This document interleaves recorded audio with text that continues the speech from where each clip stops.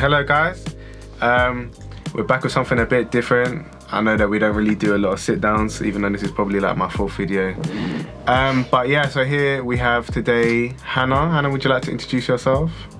Hi guys, my name's Hannah, like Samuel said. Yeah, that's it really. Yeah, sweet.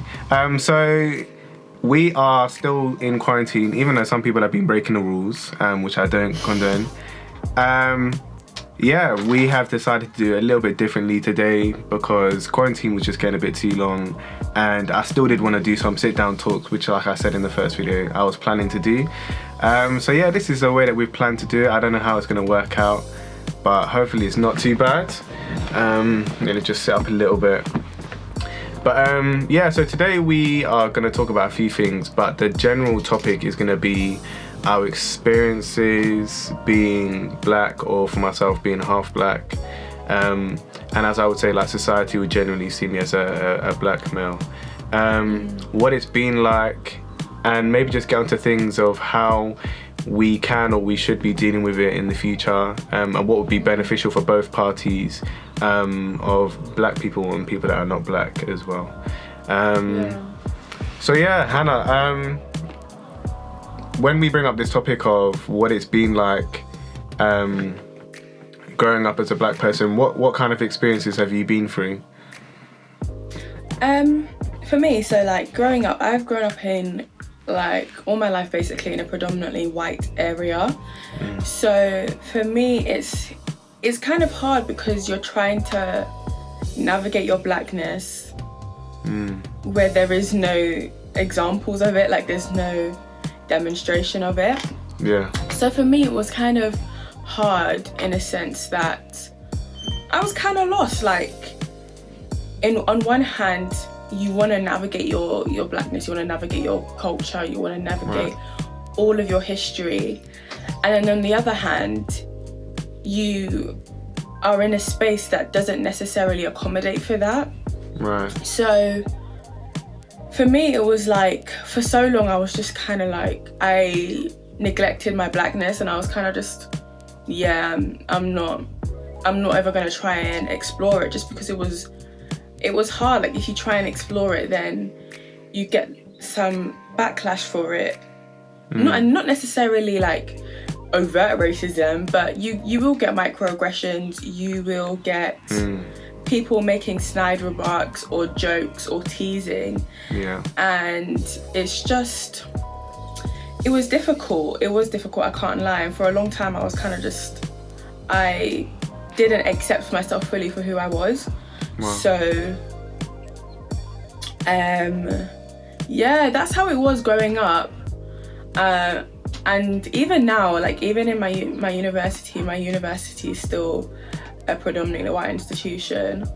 So it's still hard navigating my blackness, but it's become a lot easier just because I've come to terms with who I am, what I am, where I come from, and also I make it a habit to educate myself on these things. I am not one to just see something and be like, oh, okay, that's interesting, and not try and figure out more ways to do something. So yeah, that's what it's been for like the most part. How about you? Yeah, so for myself, I've grown up in, I would say, quite a mixed area. My primary school had a few black kids and a few white kids. There was never going to be more black kids than white kids. Obviously, we live in the UK, which is predominantly white people.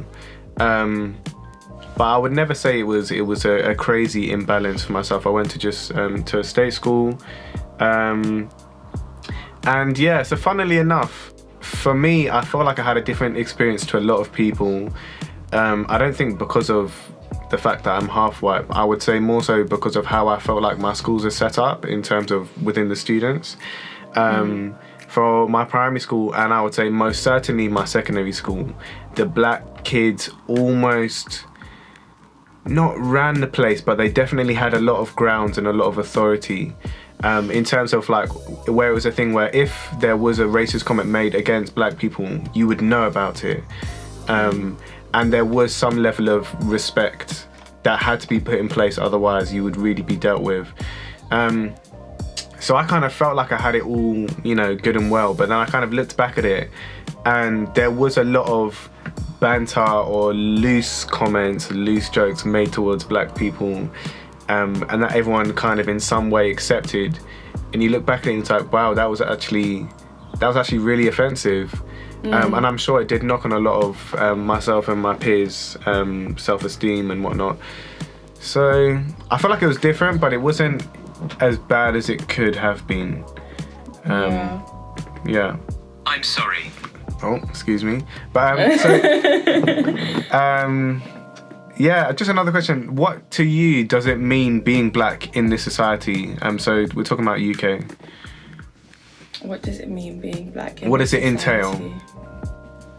entail? In terms of like just the in parameters general in life. in general life. Yeah. I don't feel like it, like, I just think it's like you're black and that's it. Like, I think because of things like white supremacy and racism, Right. it's made it out to be a much larger thing than it should be. Okay. Because realistically, it's just, you're like any other person, you're living your life, but it's because now you're black, there has to be some kind of like emphasis on it, or there has to be some kind of difference to it. Like you have to live your life a different way, unfortunately, or fortunately for some people, you just have to live your life a different way. So for me, it's just navigating the way the parameters in which we live, the institutions that we attend and we work for, and trying to you know, combat them, trying to combat all of the issues that we might face. So like, and educating ourselves and other people. So for me, I know a lot of what I do is me educating myself and trying to educate other people, Yeah. because I have a real passion for black history, black British history, black feminism. I have a lot of passion for and I have a lot of time for, and I feel like whilst I'm taking things in, I think it's important to let the people around you, your friends, your family, anyone around you in with this information, because I feel like you're learning all of these things, but then what you do with it is what's imperative. Like if you're learning all of this and storing it in your mind, that's really not helping anyone else but yourself. So for me, it's like learning, but then also trying to help others navigate this world kind of thing. So yeah, I'm really trying to hone in on like how I can help the wider community, and I don't necessarily mean like starting my own business or charity or fund or like organization, but contributing to things that are already out there, because there's so many organizations and charities and businesses that are already out there that people can contribute to, rather than thinking of starting their own or starting my own. So yeah. Right. And when you say the wider community, who are you talking about? When I mean wider community, like wider black community essentially. Okay. So on my channel I have a video about how to help Black Lives Matter, and in the description I have a list of funds, charities, organizations that are re-injecting money back into black communities, re-injecting money back into lower income families. Because already you're black, and say you're black, you're working class, you're doubly disadvantaged. What? Disadvantaged. Wow, quarantine has That not been word, good. yeah, that word, English, wow. Disadvantaged. Wow, you're disadvantaged. I don't know why I at added a it. disadvantage. Let's just say that one. Yeah, that.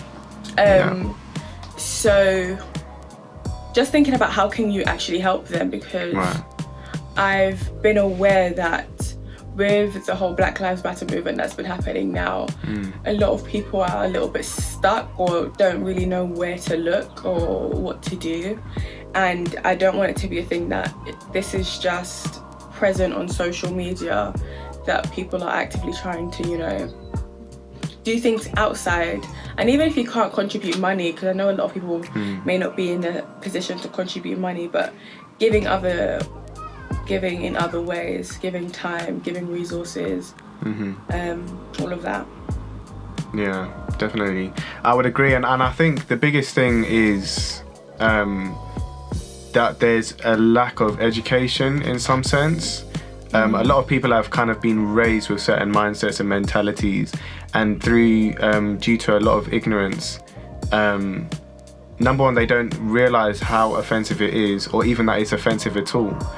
And I think just making it more aware, not being afraid of speaking up to your friends, or even for some sense your close family. I mean, half my family is white; they're Caucasian.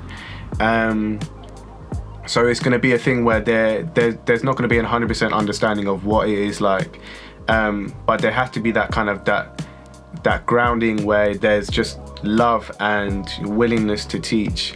Because there's been some comments I've heard here and there from like either family or friends, and it's kind of like, yeah, you can't really say that. But I know that it's not a thing where they hate or they dislike in any form like black people. It's just a lack of knowledge and just due to pure ignorance in some sense. So I think you just, like you say, you have to be willing to give your time in some cases. And even money, you know, to donate to charities where they're giving out books to people and whatnot, or investing in certain fundings. That would really be important as well. But yeah, okay. You mentioned that you have... Yeah, go on. Oh, no, sorry. go on. Yeah. No, I was just going to say that you mentioned you have a YouTuber. Do you want to tell the guys what it's about? Oh, my channel is basically like just the things that I like, so beauty, fashion, maybe vlogs, but I don't feel like my life is really like interesting like that. That sounds really sad, but like there's nothing really going on. Like, say I'm at uni, I go to uni, like go to library, chill with my mates sometimes, and then on the weekends I go out. So it's just I feel like it's not anything special. Maybe I'll do an occasional vlog, but also I like having conversations like this where people just sit down, talk, and not just talk about like the conventional things. 'Cause obviously I'll have my video as well. I'll have girly chats and we'll talk about things of the world and all of that, but then also things that are just really relevant. Like oh my gosh, my parents are blasting music. I'm so sorry, excuse me.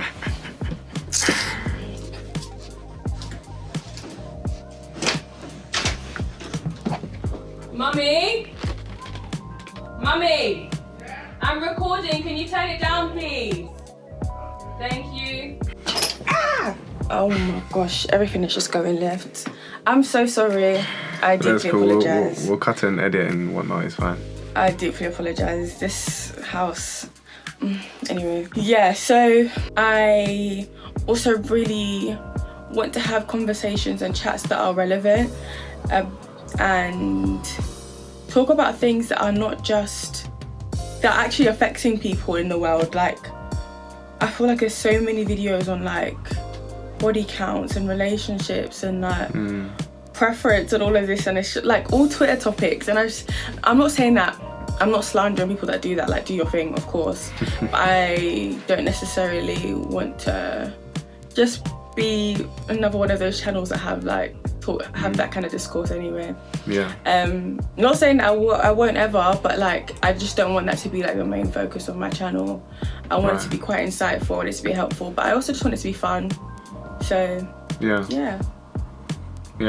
And if you were to like speak some words of encouragement or advice to young black people or older black people or just black people in general, what would you say? What would your words be?